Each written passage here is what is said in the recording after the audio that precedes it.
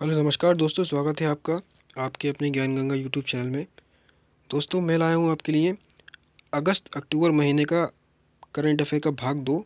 इससे पहले 30 क्वेश्चन में भाग 1 में करा चुका हूँ आपको। ये अक्टूबर महीने का भाग 2 है। इसमें भी लगभग 30 क्वेश्चन मैं आपके लिए लाया हूँ जो कि आपके एग्ज़ाम के पर्पज़ से बहुत इंपॉर्टेंट है। तो चलिए शुरू करते हैं। अभी भारत ने ब्रह्मोस मिसाइल का सफल परीक्षण किया है, उसके बारे में ये क्वेश्चन है। और दोस्तों आपको ये ग्रीन टिक वाले क्वेश्चन पर ही ध्यान देना है, इन पॉइंट पर ध्यान देना है आपको। तो चलिए पढ़ते हैं। भारत ने पहली बार नौसेना के स्वदेशी तौर पर निर्मित स्टील्थ विध्वंसक आईएनएस चेन्नई से लाइव टारगेट के साथ सुपरसोनिक क्रूज मिसाइल ब्रह्मोस का सफलतापूर्वक उड़ान परीक्षण किया है। इसका दूसरा पॉइंट है इम्पोर्टेंट आपके लिए। ब्रह्मोस में 300 किलोमीटर से अधिक की स्ट्राइक रेंज है और टर्मिनल चरण में 10 मीटर की बेहद कम ऊंचाई के साथ और सटीक हिट क्षमता ने युद्धपोत को भारतीय नौसैनिक बेड़े के सबसे घातक प्लेटफॉर्मों में से एक बना दिया है। ठीक है, तो आपको ध्यान रखना है इस मिसाइल का, जिसका परीक्षण अभी हाल ही में किया गया है। अगला क्वेश्चन है दोस्तों, अभी भारत और श्रीलंका की नौसेना के बीच अभी एक अभ्यास हुआ है, उसके बारे में है ये। वार्षिक भारतीय नौसेना यानी कि IN, ठीक है, इंडियन नेवी, श्रीलंका नौसेना यानी कि SLN द्विपक्षीय समुद्री अभ्यास स्लाइनेक्स 20 के 8वें संस्करण को 19 से 21 अक्टूबर 2020 तक त्रिनकोमाली, श्रीलंका में आयोजित किया गया। ठीक है दोस्तों, तो इस अभ्यास का नाम क्या है? SLINEX यानी कि स्लाइनेक्स 20। और कहाँ आयोजित हुआ है ये? श्रीलंका के त्रिनकोमाली में। तो आपको ध्यान रखना है ये स्लाइनेक्स किन किन देशों के बीच में होता है, क्योंकि एग्जाम में इसी प्रकार से पूछा जाता है। इसके लिए अगला पॉइंट है, स्लाइनेक्स का पिछला संस्करण सितंबर 2019 में विशाखापत्तनम में संचालित किया गया था। अगला क्वेश्चन है, अभी एक पुस्तक लॉन्च हुई है और ये किसकी पुस्तक है? ये लेखक कायरवी भरत राम की पुस्तक है। तो लेखक कायरवी भरत राम ने अवसाद के बारे में एक पुस्तक लिखी है, खासकर ये छोटे बच्चों के लिए है। पुस्तक का शीर्षक है C is for cat, D is for depression, और इसमें निराशा की कहानियों को साहस और धैर्य के साथ बताया गया है। इसका अगला पॉइंट है, पुस्तकों में रूपकों, रंगों और बनावट का उपयोग करते हुए अवसाद का वर्णन किया गया है और बताया गया है कि कहीं ना कहीं थोड़ी सी उम्मीद हमेशा होती है। ठीक है, तो आपको इस पुस्तक का नाम ध्यान रखना है और इनके लेखक ध्यान रखने हैं। अगला पॉइंट है, अभी सबसे शक्तिशाली पासपोर्ट की एक सूची लॉन्च की गई है, उसके बारे में ये है। नवीनतम वैश्विक पासपोर्ट सूचकांक के अनुसार दुनिया में सबसे शक्तिशाली पासपोर्ट के लिए न्यूजीलैंड ने जापान को पीछे छोड़ दिया है।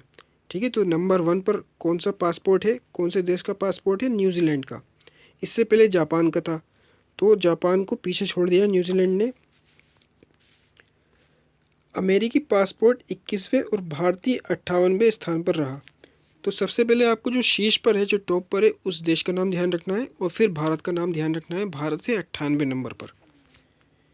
पासपोर्ट सूचकांक वास्तविक समय, वीज़ा प्रतिबंध, विधायी परिवर्तनों में फैक्टरिंग और प्रवेश आवश्यकताओं के संदर्भ में पासपोर्ट की शक्ति को सूचीबद्ध करता है। अगला क्वेश्चन है दोस्तों, अभी उत्तर प्रदेश सरकार ने मिशन शक्ति लॉन्च किया है, तो उसके बारे में पढ़ लेते हैं। उत्तर प्रदेश सरकार ने 17 अक्टूबर 2020 को राज्य में महिलाओं के खिलाफ जागरूकता बढ़ाने और अपराध से निपटने के लिए 6 महीने के महिला सशक्तिकरण कार्यक्रम, जिसका नाम है मिशन शक्ति की शुरुआत की है।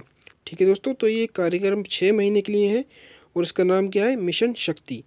ये उत्तर प्रदेश सरकार ने शुरू किया है। तो जो कोई भी हमारे दोस्त यूपी की परीक्षाएं देते हैं तो उनके लिए ये क्वेश्चन और भी ज़्यादा इम्पोर्टेंट हो जाता है। राज्यपाल आनंदीबेन पटेल ने लखनऊ में अभियान की शुरुआत की, जबकि मुख्यमंत्री योगी आदित्यनाथ ने बलरामपुर में इसे शुरू किया। तो एक क्वेश्चन ये भी बन जाता है आपके लिए कि यूपी की राज्यपाल कौन है वर्तमान में? आनंदीबेन पटेल। और CM तो आपको पता ही होगा, योगी आदित्यनाथ। 6 महीने तक चलने वाले इस अभियान के 2 चरण हैं, मिशन शक्ति और ऑपरेशन शक्ति। अगला क्वेश्चन है, गरीबी उन्मूलन दिवस ये कब मनाया जाता है? तो ये 17 अक्टूबर को मनाया जाता है। अंतर्राष्ट्रीय संयुक्त राष्ट्र गरीबी उन्मूलन दिवस 1913 से प्रत्येक वर्ष 17 अक्टूबर को मनाया जाता है। ठीक है, इसको इंग्लिश में बोलते हैं international day for the eradication of poverty. ये विशेष रूप से विकासशील देशों में विश्व भर में गरीबी और निराश्रयता को खत्म करने की आवश्यकता के बारे में लोगों की जागरूकता को बढ़ावा देता है। वर्ष 2020 के लिए इसकी थीम क्या है, यानी कि विषय वस्तु क्या है? तो इसकी विषय वस्तु है सभी के लिए सामाजिक और पर्यावरणीय न्याय प्राप्त करने के लिए एक साथ कार्य करना। ठीक है, और जैसा कि मैं आपको हर बार कहता हूँ कि हर दिवस की डेट और उसकी थीम यानी कि विषय वस्तु को आपको ध्यान में रखना है, यही एग्ज़ाम में पूछा जाता है। अगला क्वेश्चन है ग्लोबल हैंड वॉशिंग डे ये कब मनाया जाता है? तो ये 15 अक्टूबर को मनाया जाता है, ग्लोबल हैंड वॉशिंग डे। इसका उद्देश्य जागरूकता बढ़ाने और रोग निवारण के प्रभावी साधन के रूप में हैंड वॉशिंग के महत्व पर प्रकाश डालना है। वर्ष 2020 की विषय वस्तु क्या है? तो इसकी विषय वस्तु है hand hygiene for all. Hand washing हमेशा बीमारियों को दूर रखने के सबसे प्रभावी तरीकों में से एक रही है और ये कोविड-19 रोकथाम के प्रमुख क्षेत्रों में से एक है। अगला क्वेश्चन है भारत म्यांमार को INS सिंधु वीर वितरित करेगा, तो उसके बारे में पढ़ लेते हैं। भारत रक्षा सहयोग के हिस्से के रूप में म्यांमार नौसेना को 1 किलो वर्ग पनडुब्बी INS सिंधु वीर वितरित करेगा। ठीक है दोस्तों, तो ध्यान रखना है इस विमान यानी कि इस शिप का नाम क्या है? INS सिंधु वीर। ठीक है, और किसे भारत देगा? म्यांमार को देगा। ये म्यांमार नौसेना की पहली पनडुब्बी होगी। ये कदम भारत के सागर यानी कि क्षेत्र के सभी के लिए सुरक्षा और विकास के दृष्टिकोण के अनुरूप है और पड़ोसी देशों में क्षमता निर्माण और आत्मनिर्भरता के लिए भारत की प्रतिबद्धता के रूप के अनुरूप है। ठीक है, तो भारत ये म्यांमार को सागर योजना के तहत देगा। अगला क्वेश्चन है अभी भानु अथैया का निधन हुआ है, तो सबसे पहले आप इमेज में देख लीजिए, यही है भानु अथैया। अब इनके बारे में पढ़ लेते हैं। भारत की पहली महिला ऑस्कर विजेता कॉस्ट्यूम डिज़ाइनर भानु अथैया का अक्टूबर 2020 में निधन हो गया। ठीक है दोस्तों, ये ऑस्कर विजेता थी। उन्होंने 1983 की प्रसिद्ध फिल्म गांधी में अपने काम के लिए ऑस्कर जीता था। ठीक है दोस्तों, तो ये क्वेश्चन कई बार आ चुका है गांधी फिल्म के बारे में। अगला क्वेश्चन है विश्व खाद्य दिवस ये कब मनाया जाता है? तो वर्ल्ड फूड डे हर साल 16 अक्टूबर को मनाया जाता है। इस दिन की शुरुआत 1945 में संयुक्त राष्ट्र के खाद्य और कृषि संगठन यानी कि FAO द्वारा की गई थी। ये दिवस संपूर्ण और विशेष रूप से संकट से उबरने में सबसे कमज़ोर आबादी की मदद करने के लिए वैश्विक एकजुटता की आवश्यकता पर बल देता है। अगला क्वेश्चन है अभी रामानुज पुरस्कार दिया गया है, तो पढ़ लेते हैं। प्रिंसटन विश्वविद्यालय संयुक्त राज्य अमेरिका और यरूशलेम इज़राइल के हिब्रू विश्वविद्यालय के डॉक्टर शाई एवरा को 2020 के शस्त्र रामानुजन पुरस्कार से सम्मानित किया गया है। ठीक है, तो आप इमेज में देख लीजिए, यही है शाई एवरा। ये पुरस्कार 32 वर्ष से कम आयु के व्यक्तियों द्वारा गणित में उत्कृष्ट योगदान के लिए दिया जाता है। शाई एवरा को कॉम्बिनेटरियल और ज्यामितीय टोपोलॉजी के क्षेत्र में उच्च आयामी विस्तारकों पर उनके उत्कृष्ट कार्य के लिए चुना गया था। अगला क्वेश्चन है विश्व छात्र दिवस कब मनाया जाता है? तो ये 15 अक्टूबर को मनाया जाता है। भारत के 11वें राष्ट्रपति डॉक्टर APJ अब्दुल कलाम की जयंती संयुक्त राष्ट्र के तत्वावधान में विश्व छात्र दिवस के रूप में मनाई जाती है। ठीक है, तो आप इमेज में देख सकते हैं, यही थे भारत के राष्ट्रपति APJ अब्दुल कलाम। और इस वर्ष का थीम क्या है विश्व छात्र दिवस का? तो ये थीम है लोगों, गृह, समृद्धि और शांति के लिए पढ़ना। डॉक्टर कलाम का जन्म 1931 में रामेश्वरम में हुआ था। उन्होंने भारत के राष्ट्रपति बनने से पहले DRDO और इसरो के साथ एक वैज्ञानिक के रूप में कार्य किया था। अगला क्वेश्चन है ग्रामीण महिलाओं का अंतर्राष्ट्रीय दिवस यानी कि international day of rural women, ये कब मनाया जाता है? तो ये हर साल 15 अक्टूबर को मनाया जाता है। ये इन ग्रामीण महिलाओं के जीवन को बेहतर बनाने के लिए विकासशील उपायों पर केंद्रित है। ये ग्रामीण महिलाओं, जिसमें स्वदेशी आबादी शामिल है, के ग्रामीण विकास को बढ़ाने के लिए उनकी भूमिका पर ध्यान देता है। ग्रामीण महिलाओं के अंतर्राष्ट्रीय दिवस 2020 की थीम क्या है? तो ये थीम है कोविड-19 के मद्देनज़र ग्रामीण महिलाओं का लचीलापन। अगला क्वेश्चन है अंतर्राष्ट्रीय मानक दिवस यानी कि वर्ल्ड स्टैंडर्ड्स डे, ये कब मनाया जाता है? तो ये हर साल 14 अक्टूबर को मनाया जाता है। ये हमारे ग्रह पृथ्वी को नुकसान पहुंचाए बिना शांति और समृद्धि बढ़ाने के लिए वैश्विक अर्थव्यवस्था के मानकीकरण की अनिवार्यता के बारे में जागरूकता को बढ़ावा देने के उद्देश्य से मनाया जाता है। इसकी थीम क्या है 2020 की? तो इस दिन की दिवस की थीम है मानकों के साथ ग्रह की रक्षा। अगला क्वेश्चन है राष्ट्रीय फिलेटली दिवस, ये कब मनाया जाता है? तो राष्ट्रीय फिलेटली दिवस मनाया जाता है 13 अक्टूबर को। द फिलेटली डाक टिकटों और डाक इतिहास का अध्ययन है। ये दिन टिकटों और अन्य फिलेटेलिक उत्पादों पर संग्रह, प्रशंसा और अनुसंधान गतिविधियों को चिन्हित करता है। अगला क्वेश्चन है भारत का स्वास्थ्य बजट दुनिया में चौथा है, ठीक है, चौथा सबसे कम है। तो ये इसके बारे में आइए पढ़ लेते हैं। ऑक्सफैम के कमिटमेंट टू रिड्यूसिंग इंडेक्स यानी कि CRI में भारत 198 देशों में 129वें स्थान पर रहा, यानी कि भारत का स्वास्थ्य बजट दुनिया में चौथा सबसे कम है। भारत ने अपने बजट का महज 4% हिस्सा महामारी में जाने वाले स्वास्थ्य पर खर्चा किया है, जो दुनिया में चौथा सबसे कम है। अगला क्वेश्चन है अंतर्राष्ट्रीय आपदा जोखिम न्यूनीकरण दिवस, ये कब मनाया जाता है? तो ये हर साल 13 अक्टूबर को मनाया जाता है, अंतर्राष्ट्रीय आपदा जोखिम न्यूनीकरण दिवस। जोखिम जागरूकता और आपदा न्यूनीकरण की वैश्विक संस्कृति को बढ़ावा देने के लिए संयुक्त राष्ट्र महासभा द्वारा एक दिन के आह्वान के बाद 1989 में इसे शुरू किया गया था। ठीक है दोस्तों, तो ये दिवस कब से मनाया जा रहा है? 1989 से मनाया जा रहा है और UN महासभा द्वारा मनाया जाता है। इसका उद्देश्य दुनिया भर के लोगों और समुदाय में आपदाओं के जोखिम के न्यूनीकरण के बारे में जागरूकता को बढ़ाना है। अगला क्वेश्चन है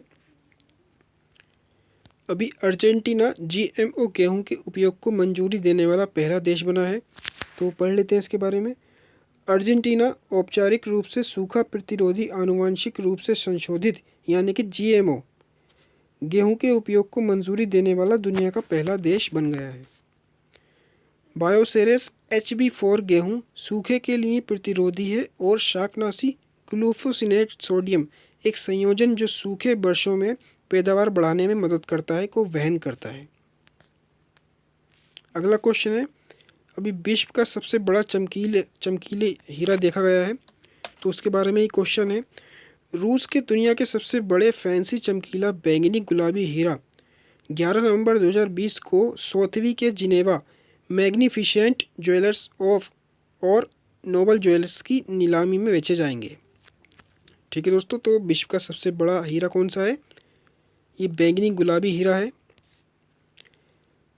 14.83 कैरेट का हीरा और इसका नाम है द स्पिरिट ऑफ द रोज़, नीलामी में पेश किया गया सबसे बड़ा चमकीला बैंगनी गुलाबी हीरा है। ठीक है, इसका नाम भी दे रखा है और ये कितने कैरेट का ये भी दे रखा है, आप चाहें तो उसको नोट कर सकते हैं। इसका मूल्य 23 से 38 मिलियन अमेरिकी डॉलर होने का अनुमान है। अगला क्वेश्चन है डॉक्टर बाला साहब विखे पाटिल वल्लू की आत्मकथा भी लॉन्च की गई है।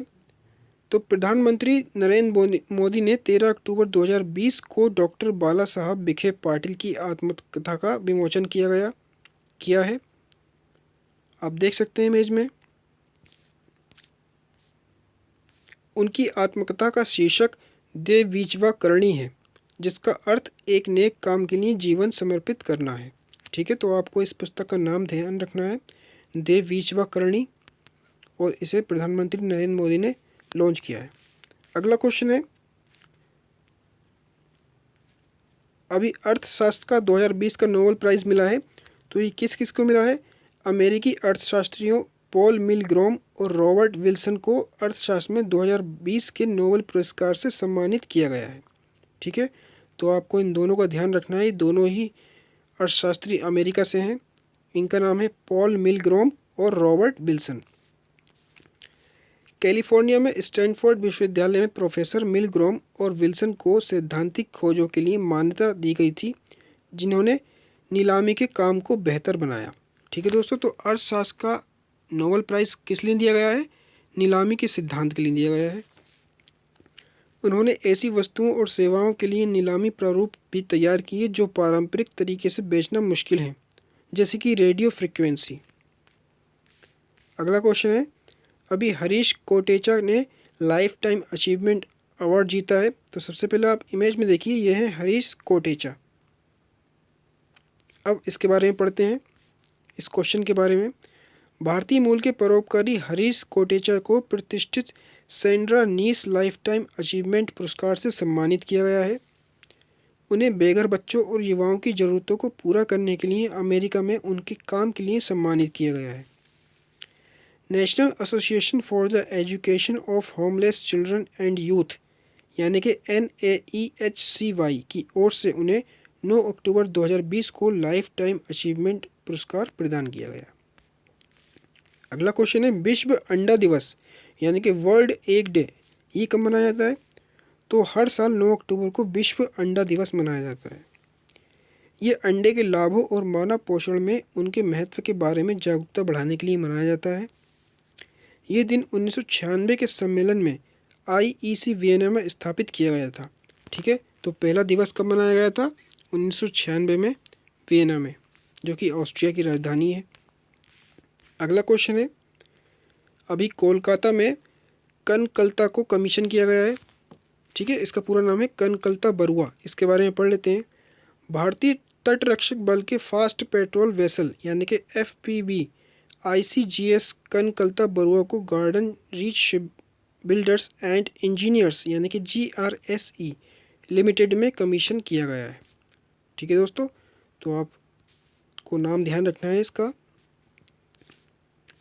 ICGS कनकलता बरुआ भारतीय तटरक्षक बल के लिए रक्षा सार्वजनिक क्षेत्र के उपक्रम GRSE द्वारा निर्मित 5 FPB में से एक है और इसे 9 जून 2020 को वितरित किया गया था।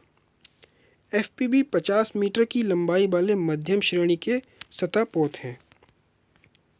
अगला क्वेश्चन है, अभी वैकल्पिक पुरस्कार दिया गया है, तो पढ़ लेते हैं इस क्वेश्चन के बारे में। अलबामा के मानवाधिकार अटॉर्नी जिनका नस्लीय अन्याय से लड़ने का कार्य हॉलीवुड की फिल्म जस्ट मर्सी में दर्शाया गया है, ने एक सम्मान जीता है जिन्हें कभी कभी वैकल्पिक नोबेल भी कहा जाता है। ठीक है, तो ये इनका नाम क्या है? इनका नाम है ब्रायन स्टीवेंसन। आप इमेज में देख सकते हैं, इन्हीं को मिला है वैकल्पिक नोबेल प्राइज़।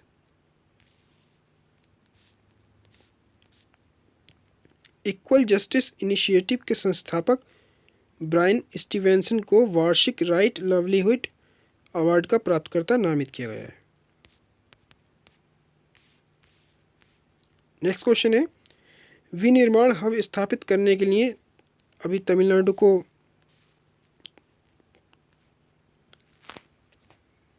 बोला गया है। ये क्वेश्चन दोबारा पढ़ देता हूँ मैं आपके लिए। तमिलनाडु की नोडल निवेश संवर्धन और सुविधा एजेंसी गाइडेंस ने विश्व आर्थिक मंच यानी कि WEF के साथ भागीदारी की है। ये तमिलनाडु में भारत का पहला उन्नत विनिर्माण केंद्र यानी कि AMHUB स्थापित करेगा। ठीक है दोस्तों, तो आपको इस क्वेश्चन को ध्यान से पढ़ना है। अगला क्वेश्चन है, अभी भारत ने एक मिसाइल का सफल परीक्षण किया है, इसका नाम है रुद्रम।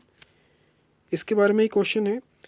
भारत ने 9 अक्टूबर 2020 को पूर्वी तट से सुखोई 30 लड़ाकू विमान से DRDO द्वारा विकसित रुद्रम एंटी रेडिएशन मिसाइल का सफल परीक्षण किया है। ये मिसाइल भारतीय वायुसेना यानी कि IAF इंडियन एयरफोर्स के लड़ाकू विमानों के लिए हवाई श्रेष्ठता सामरिक क्षमता प्रदान करेगी। इसे दुश्मन निगरानी रडार, ट्रैकिंग और संचार प्रणालियों को नष्ट करने के लिए ऊंचाई की एक अलग सीमा से लॉन्च किया जा सकता है। तो इस मिसाइल का नाम आपको ध्यान रखना है, इसका नाम है रुद्रम।